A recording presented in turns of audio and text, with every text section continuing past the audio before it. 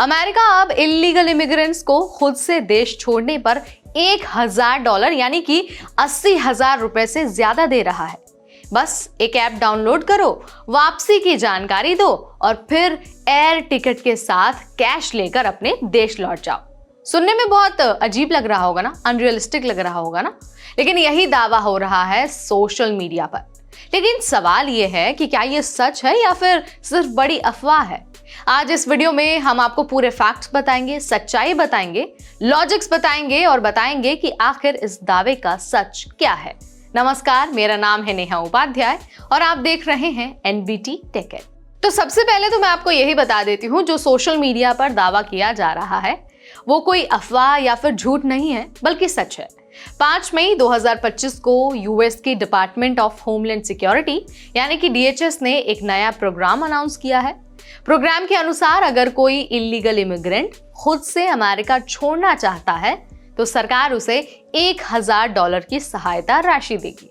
साथ ही flight ticket भी दिया जाएगा और ट्रैवल का असिस्टेंस भी मिलेगा। इसके लिए एक नया ऐप इस्तेमाल होगा जिसका नाम है CBP होम ऐप।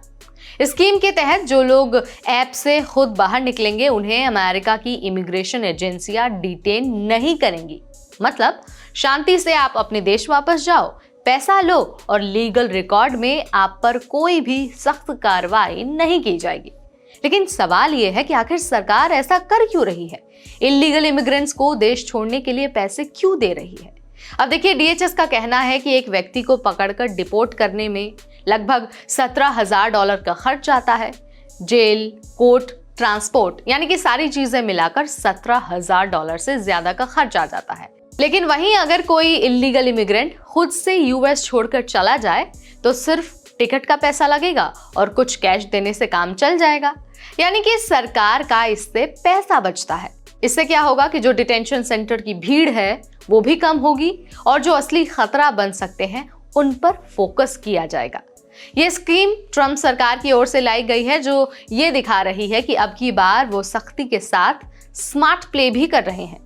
DHS की सेक्रेटरी क्रिस्टी हैं, जो पहले साउथ डकोटा की गवर्नर थी। उन्हें जनवरी 2025 में ट्रंप सरकार ने ऑफिशियली इस पद पर अपॉइंट किया है। तो जो सोशल मीडिया पर दावा किया जा रहा है वो कोई अफवाह नहीं बल्कि सच है और ये जो स्कीम है वो DHS के सेक्रेटरी के नेतृत्व में ही आई है। अब एक और सवाल आता है। सवाल ये कि अगर कोई ये ऑफर लेकर चला गया तो क्या वो फिर कभी अमेरिका लौट सकता है? अब देखिए, इस पर DHS का कहना है कि जो लोग खुद से जाएंगे वो भविष्य में वैलिड वीजा के लिए एलिजिबल रह सकते हैं। वैसे कोई पक्की गारंटी तो नहीं है, लेकिन हाँ, फ्यूचर में वापसी का रास्ता खुला रह सकता है।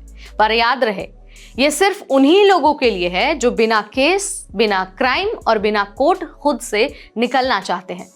इसके अलावा जिन पर केस चल रहा है उनके लिए ये स्कीम नहीं है। अब सबसे जरूरी बात है कि ये स्कीम किन लोगों के लिए है। तो देखिए, जो लोग बिना कानूनी स्टेटस के, बिना डॉक्यूमेंट्स के अमेरिका में रह रहे हैं लेकिन जिन पर कोई क्रिमिनल रिकॉर्ड नहीं है या फिर कोई कोर्ट केस नहीं है, वो खुद से CBP होम ऐप के जरिए वापसी का प्लान बनाते हैं। जिन्होंने अभी तक असाइलम का झूठा दावा नहीं किया है, ऐसे लोगों को DHS पैसे देगा, यानी कि $1,000 की सहायता देगा और टिकट, दोनों चीजें देगा ताकि वो बिना विवाद, बिना कंट्रोवर्सी खुद से अपने वतन लौट जाए।